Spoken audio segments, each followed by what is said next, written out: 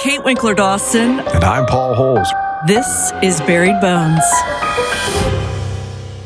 Hey, Kate, how are you?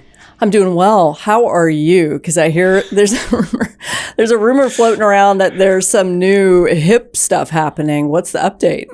Oh, good God. I'm falling apart. You had a little grunt right before you even said that. It's so funny. I'm sorry. I don't mean to laugh at your misfortune. Okay, you're falling apart. I think I talked about, I had gone in to see the orthopedic surgeon, and at least through x-ray, it's obvious I have arthritis in my left hip. So ended up getting an MRI done to take a look at the soft tissue, and it's a mess. It's the labrum, which is sort of the cartilage, like a cup that surrounds the head of the femur. Well, that's shredded. It's I have a kind of this impingement called a cam defect, which the doc said I could have been born with it, but most likely it developed during all the athletics I did during my, adolescent years. And every time I move my leg a certain direction, this hump gets pushed into the joint itself. And that's probably what has just shredded my labrum. And then I have other torn muscles. It's just a disaster. So I have to be mobile. The writing's on the wall. I'm going to need my hip replaced at some point. Okay.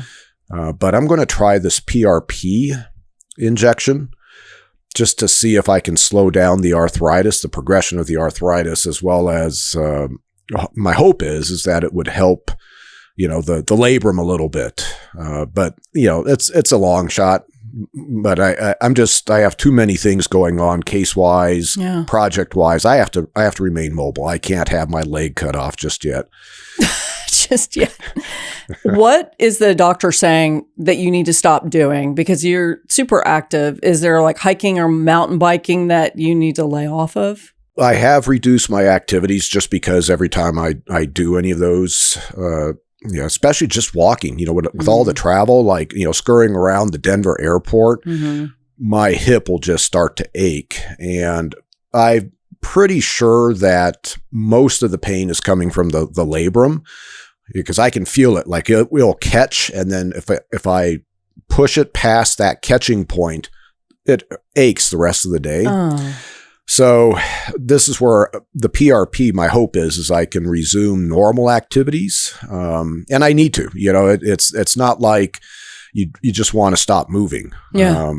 And so I'll see what he says after, he sticks the needle in my groin basically and pumps me full of plasma.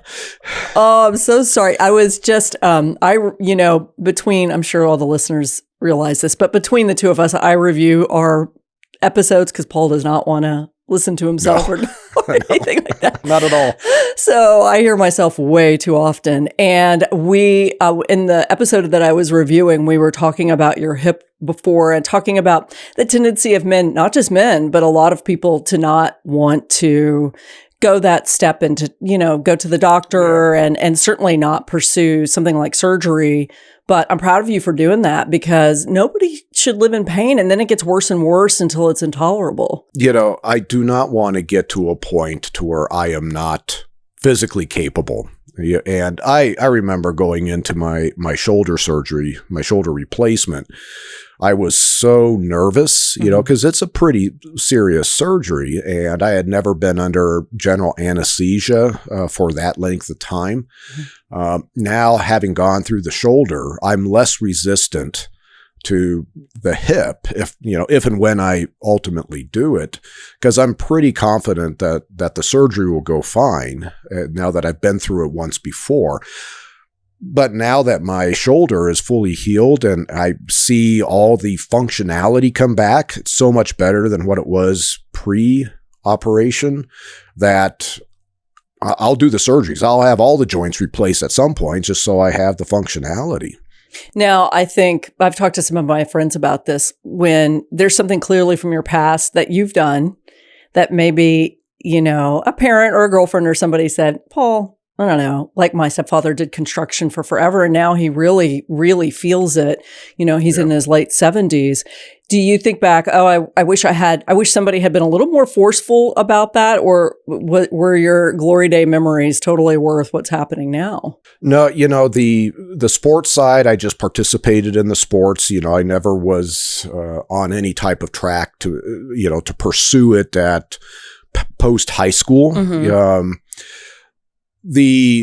I would say probably what my biggest regret is that's causing me the issues is the heavy weightlifting with poor technique. And I'm not this really robust guy, with the big bones and everything. Mm-hmm. And I remember when I was, I think it was teenage years, I was lifting on base, and I had done a kind of an internship with the orthopedic unit at the David Grant Medical Center at Travis Air Force Base. And one of those surgeons was working out at the gym, and he saw me bench pressing, and it was horrible form. It was heavy weight. I'm bouncing it off my chest. And he came up and he said, "Stop that."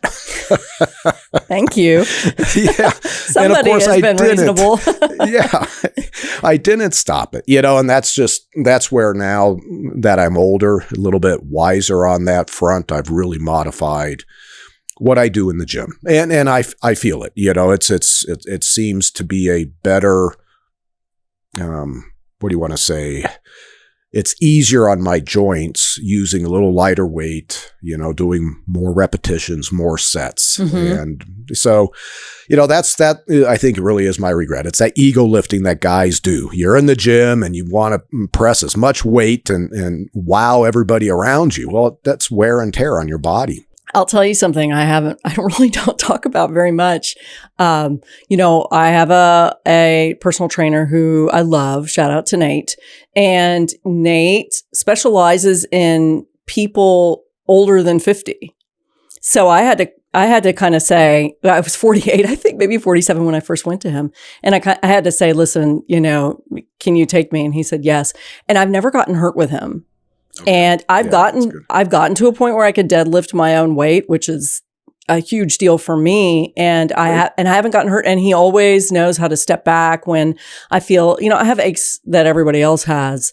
But I really, weightlifting, I know for men, but especially for women as we get older is so important, building muscle and not losing your muscle and with bone density and everything. So I'm proud of myself for being able to do that, but it definitely is. I've been hurt enough times with people who I don't think know what they're doing that I'm really happy to be with Nate because I feel protected. He's not going to ask me to do anything that I don't want to do, Sure. Yeah, no, that's good. See, I've never used a personal trainer. I've just done things myself, yeah.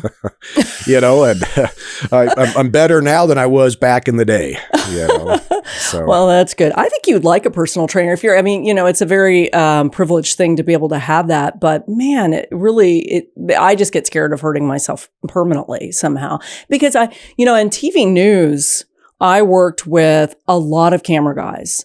Who and my favorite was this guy named Lance, and he would use those huge Beta cameras, the big ones, and I don't remember but he had a couple of discs that got crushed, and he was going to have surgery. He did have surgery, I think, and so that kind of growing up around these people getting hurt from all of this equipment, it just scared the shit out of me. So I'm very chicken, but I'm trying to move forward in a way that's responsible for me. So.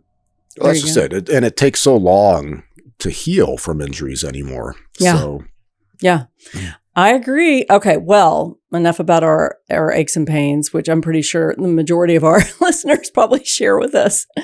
We are going to talk about a story that, and it's a setting that we've really never talked about before. So I'm pretty excited, about what we're going to be dealing with today, just because number one, it's in the 1800s. Number two, it's in upstate New York. Love. And then, number three, we've got a murder scene that's going to be interesting. So Let's go ahead and set the scene. So we are, as I said, in New York State. And this is summertime 1899. So we are right at the turn of the century. So this is an interesting time to deal with. And sometimes I think these stories are more interesting than the ones, moving forward, because I feel like with these stories, because we don't have the photos and, that kind of the visual part of it, even though I know it's more difficult for you, I think we have to start leaning on a little bit more profiling and, kind of being creative about the way that we approach these stories versus other stories that we do in the 50s or the 60s that have photos. And of course, you're going to say, screw all that. I want the photos. I don't want to be creative, Kate. No, I work with what you can provide me. I know. So. Okay. Well, we are in New York State. It is Thursday, June 8th, as I said, 1899. And we are on, dun, dun, dun, dun, a train. Okay. And we've never dealt with a train before. I don't think we've dealt with a train before. Somebody will probably email me and say, oh, yeah, you have, but I don't remember. So this is kind of cool.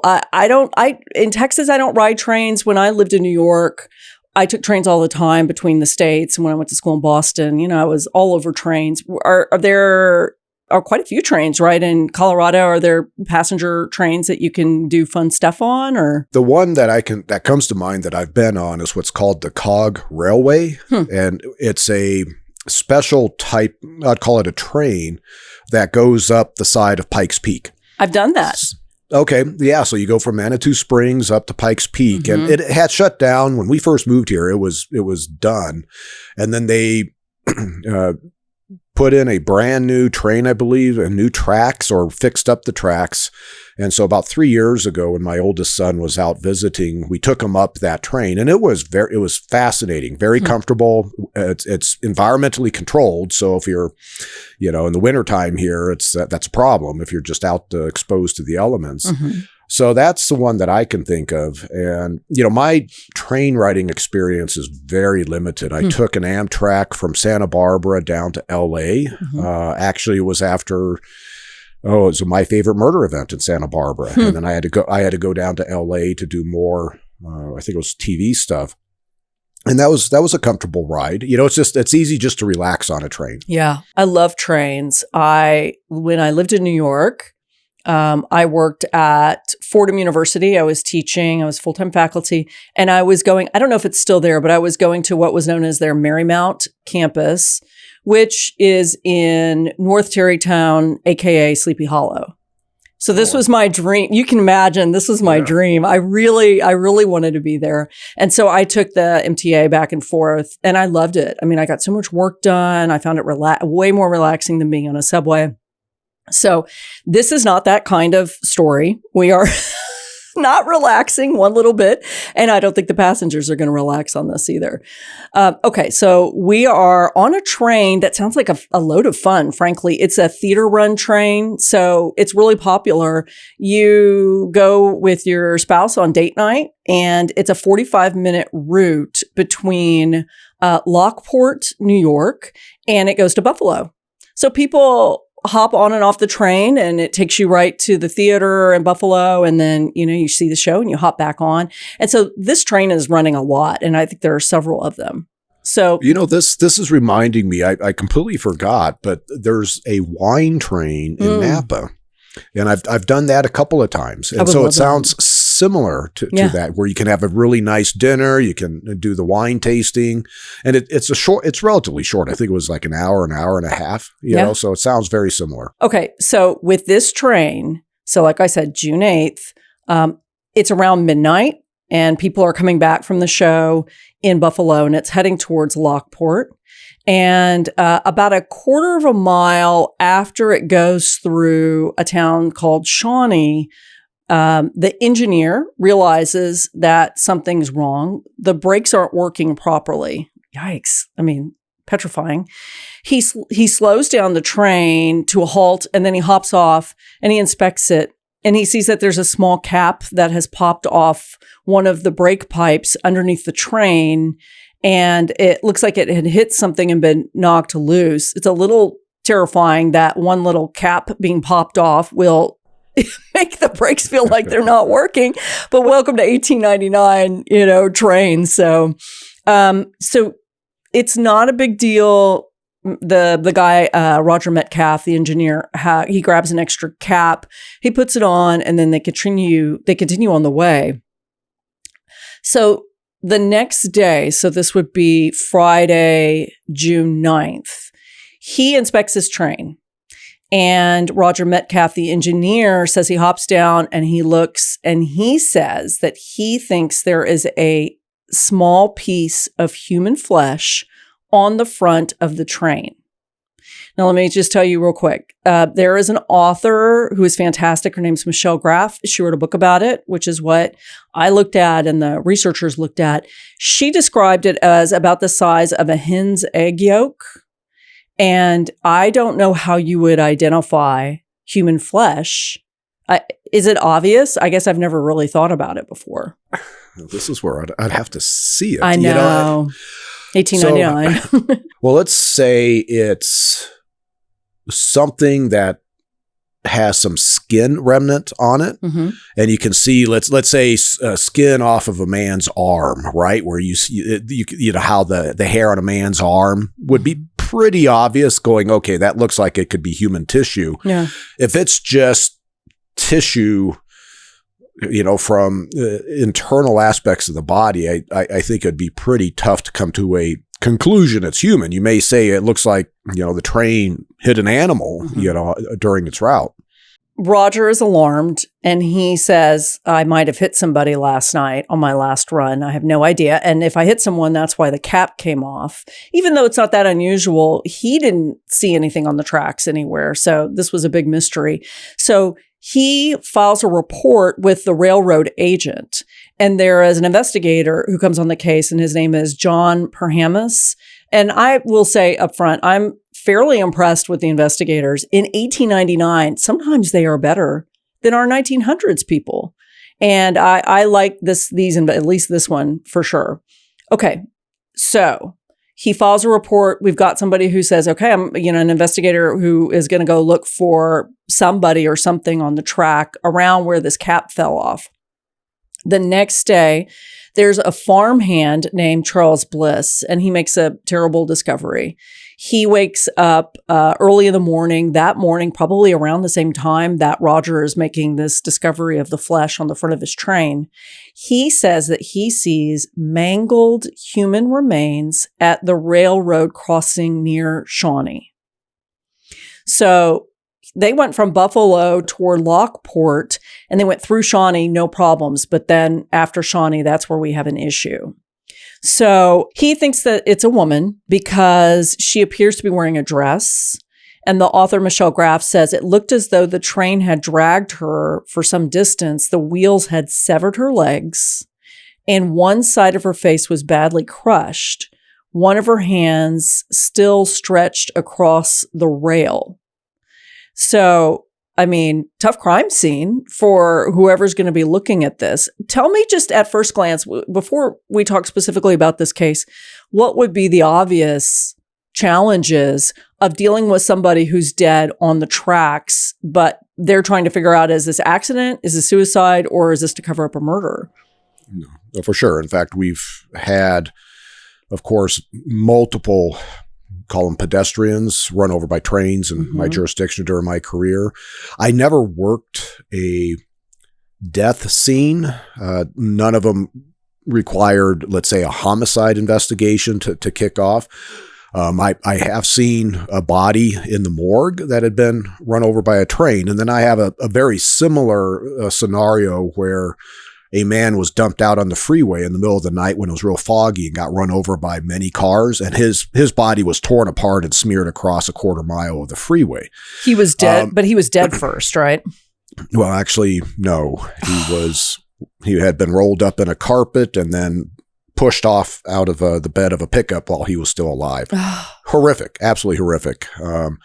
I did record a Small Town Dicks episode on that case because it just happens to be multiple generations of family, of the same family that committed homicides or child molestations. Oh my gosh. Well, let me ask you. So you find this guy on the tracks and, he had just been demolished, as you had said. How did you know that he was alive when he was hit by this train? How can you determine that? Well, in that case, and that wasn't he wasn't hit by a train. He was hit by vehicles on a road, but kind of the same type of scene. Because trains, when you say mangled human body, trains are not kind to the human body. Yeah. Basically, are diced up and smeared over the course of 50, 100, 200 feet. In that particular case, that was interviews with the suspects. Got it. In terms of trying to determine if the person was alive or not at the time they were struck with the train, of course, there's going to be witnesses, potential witnesses, that can say she jumped out in front of the train, committed suicide. Now, in terms of any physical diagnostic aspects, I think that would be tough. That's where I would be asking the pathologist, is there any way you can tell, was this person alive or not? Were they dead, and laid on the tracks, to cover up a crime, or as a body disposal aspect, or were they bound and left alive on the tracks like you see in the old movies, right? Well, let me give you some more information. We have this investigator, and then we also have a coroner who, to me, is surprisingly involved. I did not think coroners, kind of went into the field, and maybe he is not surprising to you, but for some reason I thought this was unusual and grateful. So he's the elected coroner? Yeah, it looks like it. He's the Niagara County coroner, one coroner for this whole area. Okay. So were you going to say something? No, it's, I think just from a coroner's perspective is, today they often have death investigators that go out in the field, but back probably during this time, you saw more of the pathologists or the coroners themselves that were actually responding out. Yeah. And, this was from American Sherlock. I had a train explosion, and this was before the FBI. And so the Southern Union Pacific, I think, is the train. They sent out their own investigators. And because it was a U.S. postal worker who was killed in this blast, U.S. Postal sent out their investigators. So you've got all of this jurisdiction mess because you don't have this centralized agency. So we have the first investigator I mentioned who was with the railroad, I believe. And then you've got our coroner, whose name is Henry Cleveland. He comes to the scene about the same time as Agent Paramus comes out. They both reach the not surprising conclusion here that the woman who they thought was actually just a teenager was killed after being struck by the train. But I'll give you information about it. They are trying to figure out if this is accidental, of course, or suicide. Murder does not seem to be on the table right now. So the coroner says the last train to come through these tracks was that, Lockport bound train on the theater run around midnight. And it would have been moving, according to the engineer, about 30 miles an hour. And now Dr. Cleveland is trying to figure out not only who this victim is, but, the circumstances of her death. He has been to, I know you asked this a lot, but what is the experience of the investigators and the coroner and the pathologist? So Cleveland has been to quite a lot of these, lots of accidental deaths involving trains. Actually, about a month before this incident, he worked a case where a 16-year-old was fatally struck while attempting to cross a set of tracks. She had been thrown nearly 25 feet. And this is where Dr. Cleveland starts to bring in his own experience to kind of figure out what's going on here. So what Cleveland says is the key differences to him so far are that there's almost no blood at this scene. And apparently at the other scene, that was not the case. There was blood everywhere. So that's what he says so far. And so they're, trying to put together, and murder is going to be on the table here pretty quickly. So what do you think about that? She's on the tracks, but no blood. And Cleveland says that's weird. Yeah, that's significant. Okay. When somebody's run over by a train and, they all their blood is in their body and all these reservoirs in the blood vessels and everywhere else, that's all opened up, so you're going to have a significant amount of blood. It's not going to be pooled in one location unless, the primary, parts of the body come to rest at one location, but you will see that blood smeared all along the tracks, if you will, along the whatever, the part of the track that the body is being cut up on and smeared down. So this is where, if there is no blood from this woman's body, then that would tell me that she bled out somewhere else. And now the autopsy is significant because it's like, can the pathologist identify other bleeding injuries, let's say stab wounds, amongst this mangled mess that he's looking at? Well, let me tell you, they first start tackling, before they get to an autopsy, they tackle the body positioning because they're still making notes about this. So this is the best we could do with a description based on, all the notes that we have.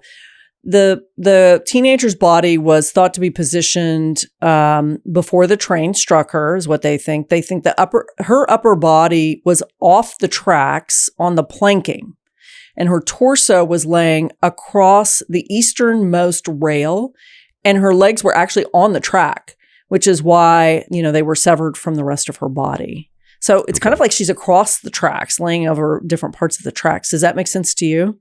Nope, that does make sense. Okay.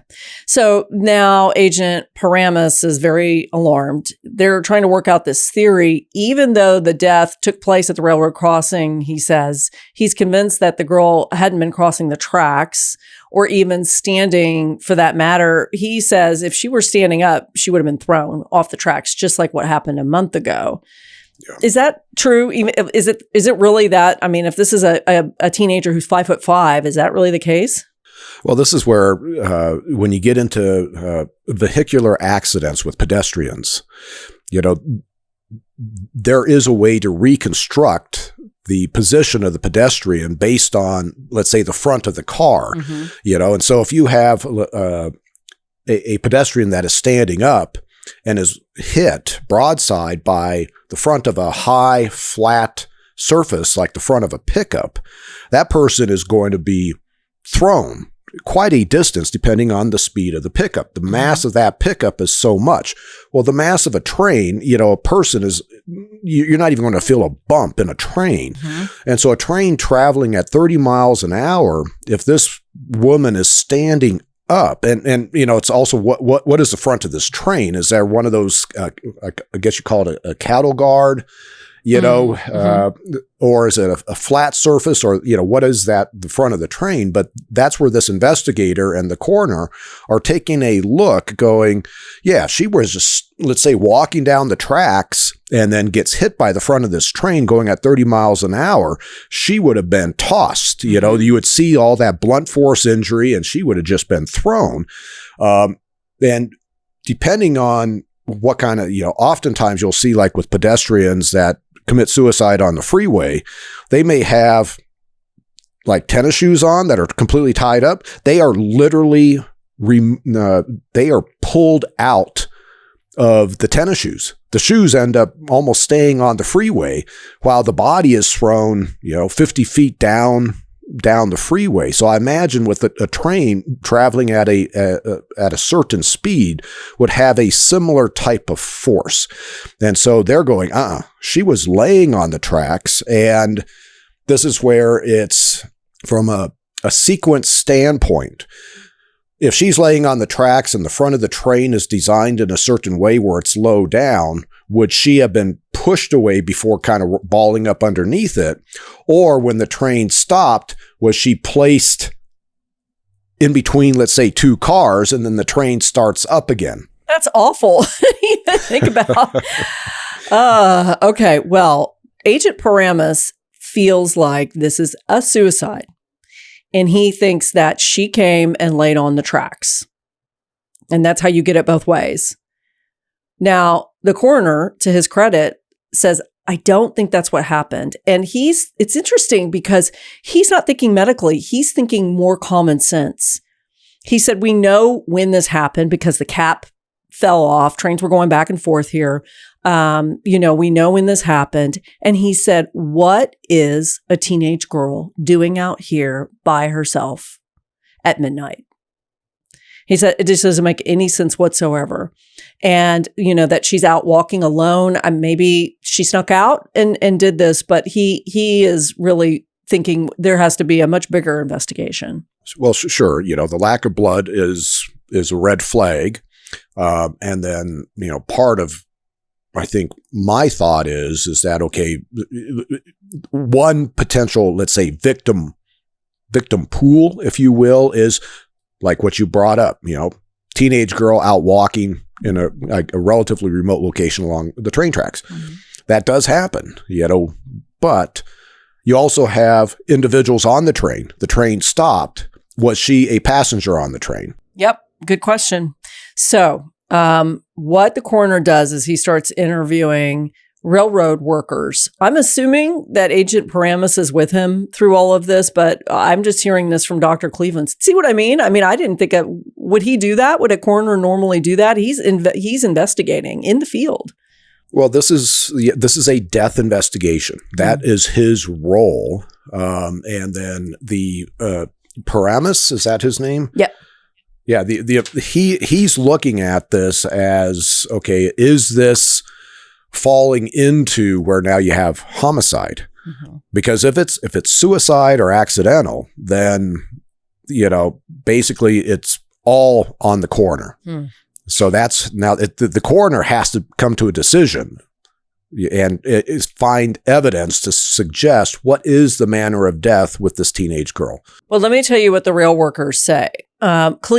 Cleveland talks to one in particular, and he asks the worker, these tracks, it's midnight, it's dark. Would anybody have seen her? And he said, from where the engineer was coming from, and the engineer corroborates this, from the way and the speed the engineer was coming from and the speed that he was at, there's a huge pole that would have blocked the view if she were on the track already. He wouldn't have seen her. And as you've already noted, nobody would have felt this, a body on the tracks in that way. He said, the workers, very astute worker, he says, if anybody had wanted to put the body there to run it over, you couldn't have picked a better spot. It looks to me like it was placed on the track with great care and after a little bit of study of the situation. But what Cleveland thought was interesting was he's not deducing that if this is murder and she was murdered somewhere else, that the killer is trying to mask her identity, because I think he thought to himself, why not put her face on the track? Why not put her head on the track? And then it will be very difficult, unless somebody's looking for her, it'll be very difficult to identify her. And, you can see her face, so she'll be able to be identified soon. In 1899, this is really probably before this jurisdiction would have been using any type of fingerprint for identification. Mm-hmm. So, the facial identification, or just, like her dress, there's a missing persons report. Can you match up, what the victim's wearing, her physical description to a missing persons report? But yeah, it would be difficult, and these remains are a mess. Yeah. So that's further complicating identifying this victim. Well, what they're doing is canvassing the whole area, and they're starting with the towns, the areas, the rural places that are closest to the tracks, and then trying to move outward. They find out while they're interviewing these folks that there is a family called the Tripps. They are wealthy for that area, well known, and they had just reported a teenage girl missing. Okay. So let me tell you about the family. It's a very, very big family, but the patriarch, who is, we've got a couple of key people who are important. The patriarch is Henry. His wife is Matilda, and they have an adult daughter whose name is Aya. And, the Aya still lives on the homestead, and along with her brother, whose name is Lauren, and he has a wife named Carrie. And they all live on the farm across the street. Well, there's a homestead, and then Lauren and Carrie live across the street. So very tight-knit family. They have a teenage daughter. Her name is Sarah Mumford. Sarah is the victim in this case. She is adopted, and this will probably be key later on. So they are 4 miles from the crossing, and the Tripps had been knocking on all of their neighbors' doors since 10 p.m.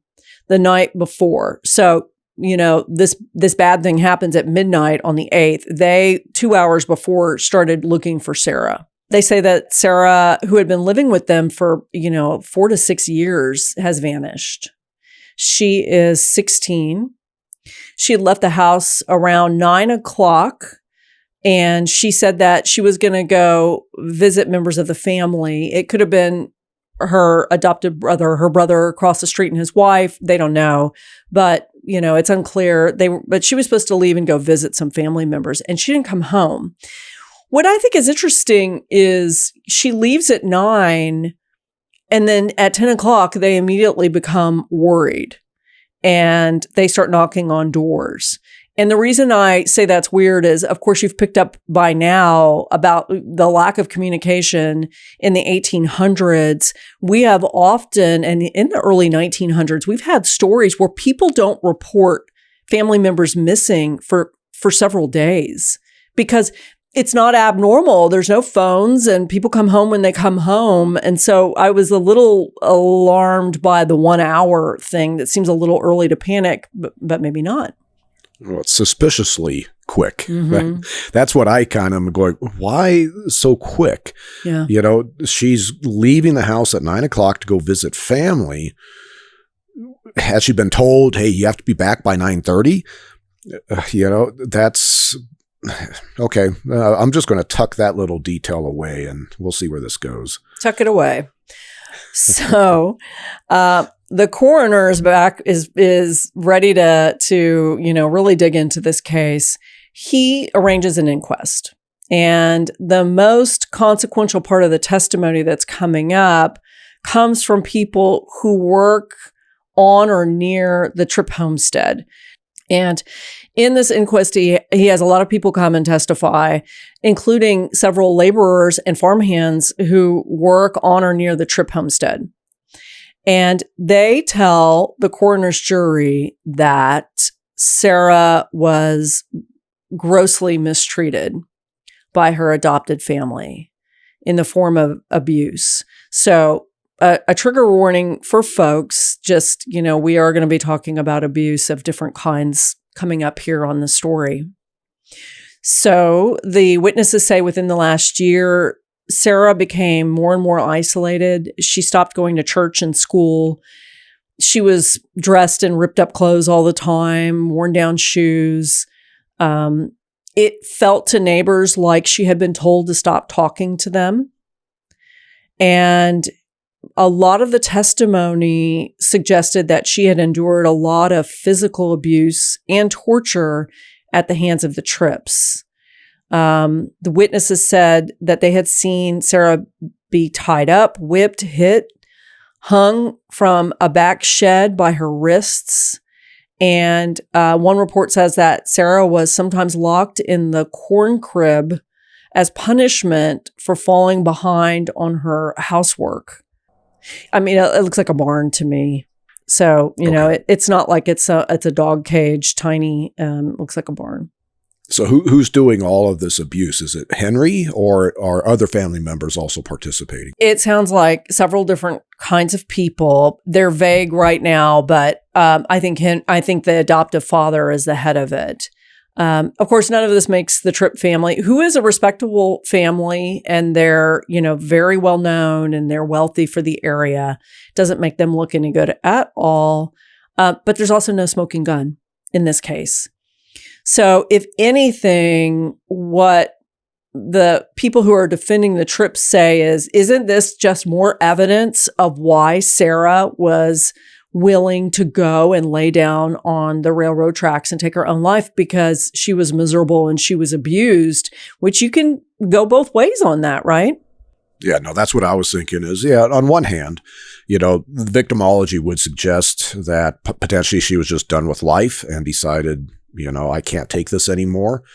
But on the other hand, you now have a family that's willing to commit a level of violence against her. I suspect with the types of violence that's occurring to Sarah, I would also think that there's possibly sexual abuse going on by Henry, or maybe one of the other men in this family. But then as you were talking, this isn't just the family that's on this property.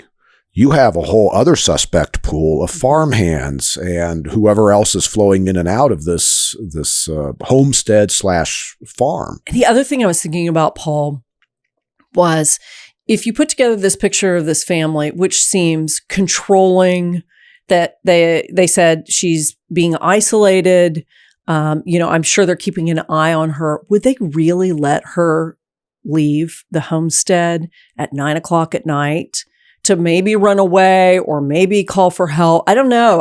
It just seems a little weird that they're like, go ahead, Sarah, go have a good time. We'll see you whenever. And then they freak out. I think that's a very good point that you are making. They are showing a level of coercive control over Sarah. And this is part of what you see in abuse situations, whether it be domestic abuse or it's abuse against children. You see the offender gets more and more control over that victim to a point, because that offender knows if the victim is able to get outside of my control, and that could be physically outside or electronically today or whatever else, that victim could divulge. And the offender, of course, now is at risk of coming under or being brought to the attention of authorities. But also for an offender that wants to continuously abuse, they lose that access to the victim if the victim leaves. And so in this particular case, the fact that she's only gone for an hour and now they're frantically looking for her, that's like, oh, we lost control. Uh-oh. And Dr. Cleveland is more and more suspicious. I don't know about Agent Paramus at this point, but I'm impressed with the coroner here. He is more and more suspicious. This inquest goes on for weeks. It sounds like calls everybody in the area to get their opinion. So in the coming weeks, there are more people who testify, and none of this helps the trips. So here's what's interesting. And while I'm going to have you look at the one photo / drawing that I sent you, because 1899. Several witnesses say that around 10 o'clock that night on June 8th, we know that people were answering their doors and the parents, Henry and his wife Matilda, are asking where our daughter is. Have you seen her? Where's Sarah? But there's several witnesses who say that same time, the brother who lives across the street with his wife, Lauren, so this is an adult son, was driving the family's distinctive canopy-topped horse-drawn wagon, because they're rich, it sounds like. And he was going, door to door, telling neighbors that Sarah was missing. But they started to see some weird things. And remember, this is very distinctive. They said that Lauren's sister, so Aya, so this would be Sarah's adoptive sister, was also with him in the carriage. They said that the Tripp's wagon passed by them with curtains drawn later that same night, which they thought was really unusual. You would do that for privacy, but it is pitch black outside. And you could see enough to see that they had drawn the curtains. And it was when we talk about that historical context, what alarms people, the laundry hanging out in the middle of the rain, what is alarming? This was alarming to people who saw the fancy carriage with the curtains drawn. Well, and that's interesting from a witness perspective, if we were thinking about this today, if we saw a car go by at night and towels hung up and, across all the windows, we'd go, that's weird. So I'm putting a fair amount of stock into that detail, and this is where, I'm starting to forge ahead mentally on this, going, okay, if I'm investigator Paramus and I'm now putting 2 and 2 together, I have no blood at the death scene. where the train ran over Sarah. And I now have an abusive family with a witness saying that they're doing something weird, transporting this horse-drawn wagon with the curtains drawn, going, well, that sounds like they're moving a body. So with Sarah killed on the property, now I want to get a warrant. I want to take a look and see if I can find a major deposition of blood that would suggest, yes, this is a homicide scene. Well, let me tell you what I think seems like, in some ways, the most definitive evidence they might have. Because they have this unusual Richie Rich wagon, someone spots it heading toward the railroad crossing at Shawnee at 11:30. 30 minutes before Sarah's body would be hit by that train. And that's where the map is, if you want to look at that map that I sent you.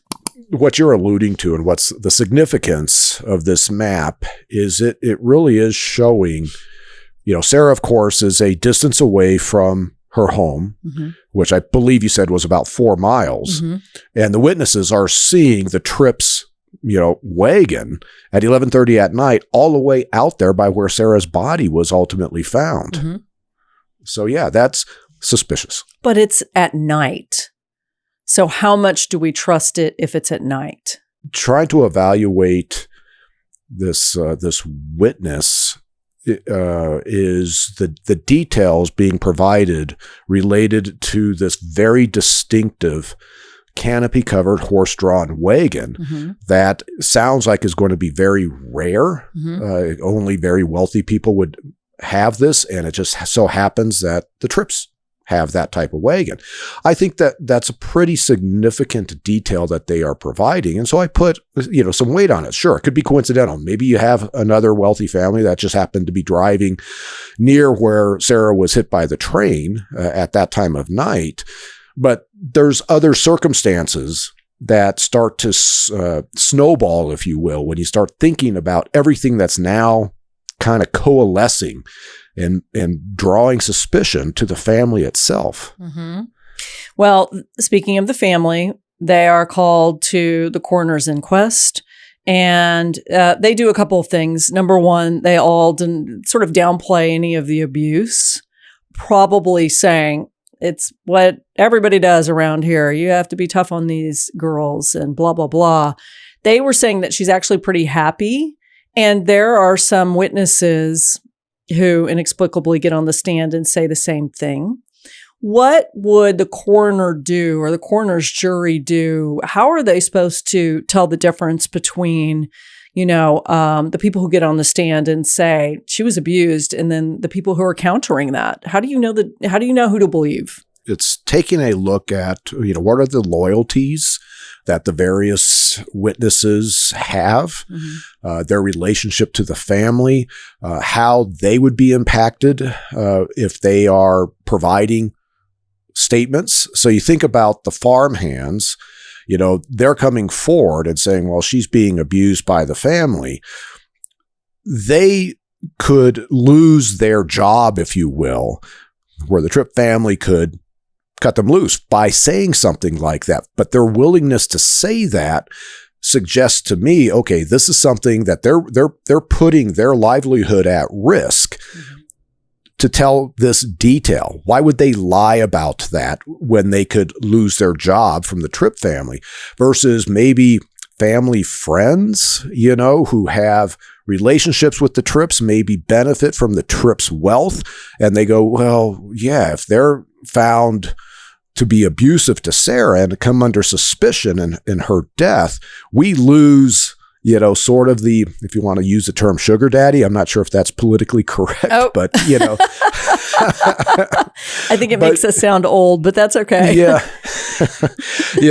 But I think that's part of how, and that's just interviewing witnesses, you have to understand their perspective, where their loyalties lie, as well as, the specificity of the details, and this is where trying to, tease out, truth from lies. Well, what I think is interesting about Henry Tripp is the man who gets on the stand. And actually, if you still have the map up, that page that I sent you, scroll down, you can see Sarah. And, you can see Lauren, the man, and his wife. But look at Henry. He's a lot older than I thought he was. Oh, yeah. There's two images of Henry. One appears to be an old style photo, and I forget if that's what they call a lithograph or something like that. And then the other's like a sketch. Mm-hmm. But when I look at him, I'm now evaluating, his hairline. I'm looking at his beard. The beard looks light colored, like it's gray, but he doesn't look like 70. He looks more my age. He's got the gray beard growing out. He's 69. Oh, good God. Really? He looks great. Because he has all of these kids out there doing the work for him. Probably. Yeah. He was born. I just found his find a grave. Yeah. Oh, wow. He was born in 30. Okay. So Henry gets on the stand and he has his own theory. And what's interesting, I think, about all of this is if they leaned into just enough to say, listen, Sarah is a sensitive girl. We probably come down on her a lot harder than we should, but we love her. She knows that. But man, she really, she's not able to handle the pressure of working on our farm. And I think she just snapped. Then to me, if they admitted that not the hard abuse, but then maybe they could say that you could see how this could be a suicide. But he's saying she's as happy as a clam. No big deal. Right. Yeah. And, this is where, in essence, you have competing witnesses, in terms of the stances that they're taking as to, how is the inquest going to come to a conclusion about accident, suicide, or death at the hands of another. Mm-hmm. And this is where, what is the physical evidence? Yeah. Well, here we go. Some more information. Let me tell you more information first. So Henry says, hey, I have a theory of my own. My theory is that she was kidnapped and then disposed of, is what he thinks. He says that there are 3 young men living in the area, 2 brothers and another kid, and they're 16, 17, 18. And, he suggests that they had been catcalling Sarah and maybe they kidnapped her and sexually assaulted her and killed her, put her on the tracks. But these kids all have alibis. So he's just throwing these out there. So deflecting, I assume, is that what that would be? Yeah, though, that's a reasonable theory as to possibly what could have happened. Mm-hmm. Just like it could be one of the farmhands. Sarah's leaving the house. I don't know where the farmhands would normally be at that time of night, but maybe one of them took a fancy to Sarah and followed her and grabbed her and sexually assaulted, killed her, and dumped her body on the tracks. Mm-hmm. This is where it's now, okay, what's the most likely as in terms of, as you start investigating these various investigative pathways, what pathway can you go down the furthest on? Well, let me tell you what we're going to do with an autopsy. So Dr. Cleveland, she's been buried and it's now been about 5 weeks, I think. Dr. Cleveland says, let's dig her back up and let's see what we can find. He really is convinced this is murder. So this is into the month, which is incredible. This has been going on for a month. So he has her exhumed for a full autopsy by a physician named Dr. Loomis. I guess Cleveland didn't do a full autopsy at the time, which surprises me, knowing Dr. Cleveland, but he doesn't. So Dr. Loomis examines her body. But again, this is, let me tell you. So in June, there was a doctor named Willis Petite who had done a cursory examination, though not a thorough one. And at this point now, Sarah had been dead for 5 weeks. Do you think that Cleveland wasn't qualified to do the autopsy, and that's why he had these other physicians around? Why would he not do it himself? Well, he may not be a pathologist, because the elected coroners, you don't have to have any type of medical qualification to become an elected coroner. And oftentimes, and still to this day in many parts of the country, you see people that are funeral home directors become the elected coroner, and they have to have a staff of your medical examiners or your pathologists underneath, to do the autopsies. So with Cleveland, I don't know what his medical qualifications are, but it is a big miss not to do a thorough autopsy right away. Well, and then I will just do going a mea culpa here, because I have been calling him Dr. Cleveland, and I think he's a coroner. I don't think he's a doctor. Going back and looking, and so dismiss every time I call him Dr. Cleveland. Sorry. It sounds like in June, he had one doctor do a cursory examination of her. The sexual assault accusation against these 3 teenagers has sparked the rumor that maybe Sarah was pregnant, not by one of these guys because they have alibis, but now everybody's got that churning in their heads that maybe she was pregnant. So that's another reason why Cleveland says, okay, let's bring in a doctor, let's do a full autopsy and find out some things. Loomis, who is the guy who looks at her body 5 weeks after she's been in the ground, he and Dr. Petit do an autopsy, and they testify that she had several injuries, including a skull fracture, that were serious enough to cause her death. But, Loomis says, I don't know if one of them was the fatal wound, which one it was.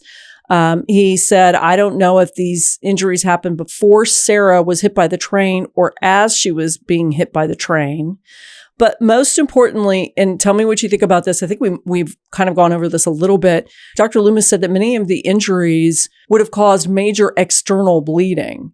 And we talked about this before. So because there was no blood on the tracks, he said, I think she was already dead beforehand. And obviously it's foul play because there's so many injuries. Yeah. I kind of going back to, my thought about trying to determine what injuries occurred prior to being run over by a train.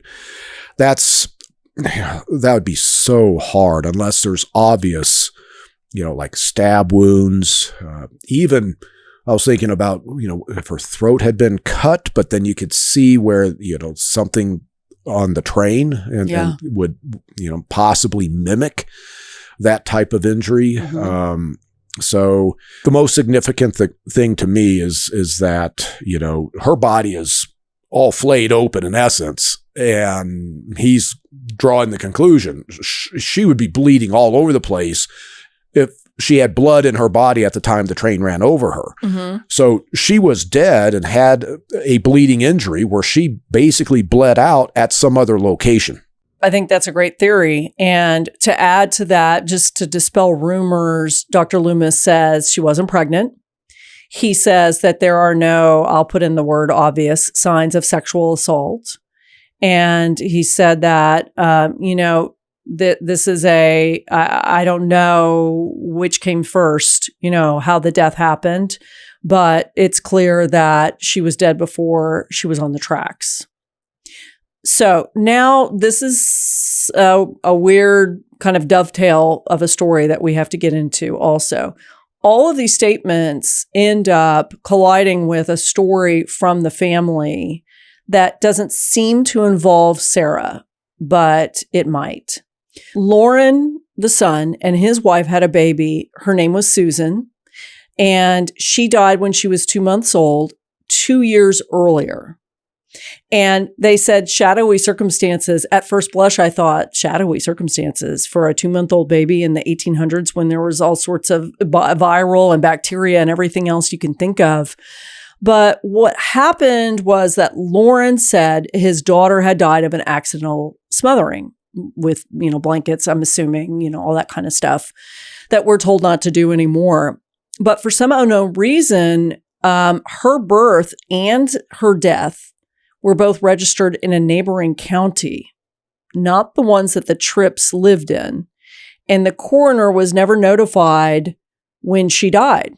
So Cleveland didn't know about this. Registering a child's death with a local clerk is required by law in 1899, as well as letting Cleveland know that this happened.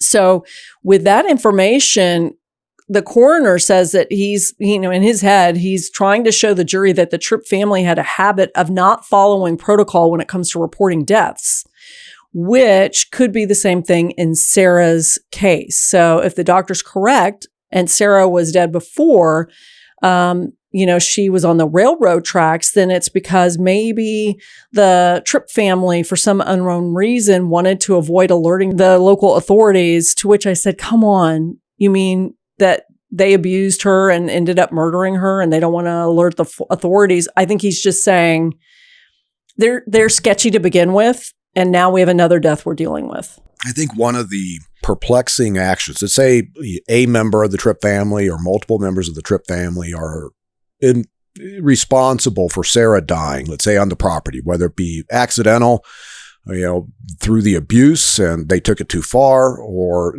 intentional homicide. Mm-hmm.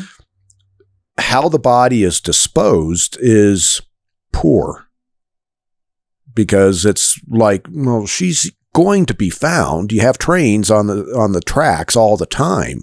So it's not like they're hiding her body to try to, and then reporting her missing and she's just never found. I think the only thing I can think of is the thought that the train would do so much damage to her body that any evidence of homicide would be covered up. Mm-hmm. And they would hope that this would just quickly be ruled an accident. Hopefully they get into the Tripp's homestead and they look for a homicide scene. Well, no, it doesn't sound like it. Sorry. I mean, we can count on the coroner for a lot of stuff, and apparently Agent Paramus for nothing, but he does not do that I know of. There are 5 weeks of testimony. There's 40 witnesses. And finally they wrap up. The jurors say murder. And there are 4 indictments for Henry, the father, Matilda, the mother, Lauren, the son, and Iva, who is the sister. So it's the 4 family members, but it's circumstantial. Yeah. And they drop the case. Yeah, they don't have anything where you could move forward with prosecution based on what you've told me. It's just now, this is where, okay, you have the coroner's inquest, they rule murder, and now you can have a bona fide homicide investigation that should start. And that would include searching the property, searching the wagon, interviewing Henry and Matilda and Lauren and Aya, all of them separately, and finding out what's going on. I mean, basically, you're doing something that should have happened right after Sarah's body's found. Mm-hmm. I think there was enough suspicion with the lack of blood at the scene. You go, hold on, and now you kick in a homicide investigation while the coroner is trying to determine cause of death. Now, this seems like the end of the case, and it technically is. It's an unsolved case. But Michelle Graff, who is the author who wrote this book, has a theory. And I want you to tell me what you think about this theory. She did so much digging. I have to give her a lot of credit for this. The motive is what lingers for people, I think, and it did for Michelle. So she is researching the case. She's looking into upstate newspaper archives from upstate New York. She finds a piece of reporting from 1900 that jumps out. It's, not very detailed, but it notes that Lauren and his wife, Carrie Tripp, had lost an 11-month-old baby named Clarence on March 2nd of that year, of 1900. His cause of death is documented as measles and meningitis. So based on his age, Clarence would have been born in early April, 1899. And you remember Sarah died June, the next month of 1899. 2 months, April, May, June, 2 months. So what Michelle wonders, she confirms this with the child Clarence's birth certificate, which she manages to track down, which lists the baby as named Raymond, not Clarence, which is odd already to begin with. But Clarence's existence never seems to come up in any of the reporting on Sarah's case. And the coroner doesn't mention this either. He doesn't look into it. And actually, Cleveland dies after this case is done from a long illness. So what Michelle Graff is wondering is, this was something that probably should have been investigated. What if Clarence was Sarah's baby. And the Tripps didn't want the scandal, and hopefully they were hoping to cover up a sexual assault within the family, which would be Lauren, the son. So they lied on the birth certificate, and they claimed that Carrie, who was the wife, was actually this little boy's mother. So Michelle wonders if they lied on the birth certificate and Sarah was the biological mother of Clarence, and instead Carrie is put as the biological mother. What she says is when residents insisted that Sarah had been pregnant, did the coroner assume, like everybody else, that she had been pregnant when she died?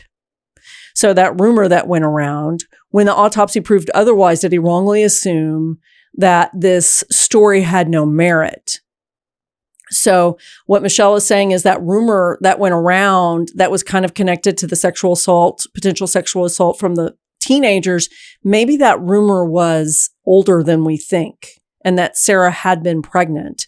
And she's actually, it sounds like, pretty convinced that both of these babies might have been Sarah's, because they had little tombstones, and the tombstones are very, very vague about who the child belongs to. And so I think it's just a theory that she pops out if you're looking for motive. It would not shock me at all that this is what is going on. Now, from a trying to figure that out, for Clarence, Sarah would have taken Clarence full term. Yeah. Do we have witness statements saying, they saw Sarah during this 9-month pregnancy to say, yeah, she looked like she was pregnant. And, and with the other baby too. Now, you have 2 adult males on this homestead. You have Henry and you have Lauren. Either one of them could be in play as having fathered the babies. And you think if Henry is abusing Sarah, and let's say he's sexually abusing her, and she gets pregnant by Henry, who's 69 years old, it almost makes more sense for that baby to be passed off as Lauren's, because he is of the age in which him and his wife are going to be having kids. Yeah. And it's sort of like this dirty family secret. Henry is impregnating this I don't know how old, this teenage girl. Mm-hmm. And we got to cover this up. Well, we have Lauren and his wife, and they're of normal childbearing age for that time frame. And it's interesting. One of the little stones that they put one down for Clarence, the boy, and it says infant son of Lauren Tripp. So it who's the father. So it doesn't mention Carrie, the supposed biological mother. And of course, it certainly doesn't mention Sarah. I think 2 points that I wanted to remind you of. Number one, all of these workers who took the stand pretty much unanimously said that for the past year, Sarah had been very isolated, which to me means we didn't see much of her. Yeah. And that may have been to prevent people seeing that she was pregnant. Yeah. And it could have been the case before. I don't know, with the other baby with Susan. Well, this is where, I go back to Dr. Loomis, who did the formal autopsy. Mm-hmm. If Sarah had given birth 2 months prior to Clarence, I wonder if he, because what pathologists are able to determine if a woman has been pregnant or has given birth in the past. Mm-hmm. And I don't know what diagnostic features they use to do that. So I'm wondering if Dr. Loomis would have been able to determine that if that had been a question. And that's what I think Michelle's point is she wished Dr. Cleveland had followed that train a little bit. What the point was, and maybe he was thinking it but didn't want to go there, because he really did question Lauren, the father, a lot about the death of that little girl, the 2-month-old Susan from 2 years earlier. Yeah. And, the point was the Tripps obviously are willing to break the law to cover up a death, and we don't know how Susan died, but But Michelle says, I think this might have gone even further than that. And they're covering up some other pretty terrible things. So, Michelle Graff gets a lot of credit for this, because really that is quite a story. And to me, makes the most sense out of everything. Out of all of it, that makes the most sense. Depending on the state of the remains, we could answer that question today. Yeah. I was thinking about that too. I also think, Paul, and tell me if you agree with this, I also think this could be a case of people know what happened and it's passed through the family. Somehow it's like the dirty secret that whoever the relatives of the Tripps are now might have known, or there were notes and they're in an attic somewhere. Let me tell you a couple of other little tidbits. So, after this, the Tripps were kind of driven out of town. They eventually had to leave. They set up somewhere else. And years later, Carrie, the wife, divorces Lauren. And he was very abusive, is what she says. She goes back to Michigan. Now, tell me if this means anything to you. Carrie goes back to Michigan, and she dies in 1879. So this is 80 years after. I'm sorry. So that is, boy, she must have been really old. That is 80 years. Yes. It's 80 years past all of this happening. The obituary that's printed for Carrie doesn't mention either of those two kids, but it does mention the other kids that she had with Lauren, but not Clarence and not Susan. There may be something to that. I think talking to children of Carrie, and quite frankly, the descendants of, is it Aya or Iva? It's Aya. Let me see. Aya. Yeah. They may have divulged some of these family secrets in family stories over the years. Yeah. Family secrets, it's a big one. And we've had a decent amount of those cases. But this is what I mean. I find this so fascinating. In the 1800s, why I love this century so much, because sometimes we have enough information to be able to tell what happened with cause of death. Sometimes we have really smart investigators. Sometimes we're both really surprised about what they were able to do. I think the coroner Cleveland did a really good job here. And maybe this would have been too much to wrap his head around, but he clearly had suspicions about Lauren to begin with. But boy, it's a hard story for me, because when we go back to the victim, like we always try to do, and you think about this young woman's life, which is a young woman that is alive today, somewhere around where terrible things are happening, and she lives this really difficult life. She works nonstop. She, I'm sure, feels like an outcast. She's abused. And then she dies in some way, so tragically. Thank goodness, we think probably not by the train, most likely somehow somewhere else, but just a bad ending for someone who is a teenager who we have no idea what she could have done had she not been taken in by the wrong family. And it's tragic. Mm-hmm. And if, from my perspective, I think it's pretty obvious she was killed by somebody within the Tripp family, and she was killed in a way in which she bled out. And that could be a cut throat. That could be massive, head injury. This is where, yes, the coroner, he really pursued things to determine the manner of death, but he wasn't a homicide investigator. Yeah. And there's probably some things that a bona fide homicide investigator would have been able to key in on very quickly in this case if they had done things sort of in the right time frame. Yeah. Do the proper autopsy right away, get onto that homestead and do a search. Yeah, I know. So, I agree. So for the next episode, I'm hoping for two things: photos, for your sake. That'd be great. Photos for your sake, and for both of us, good investigators who have some experience working whatever kind of case we're going to come across next. Awesome. Well, once again, thank you, and I'm looking forward to the next one. I'll see you next week. Sounds good.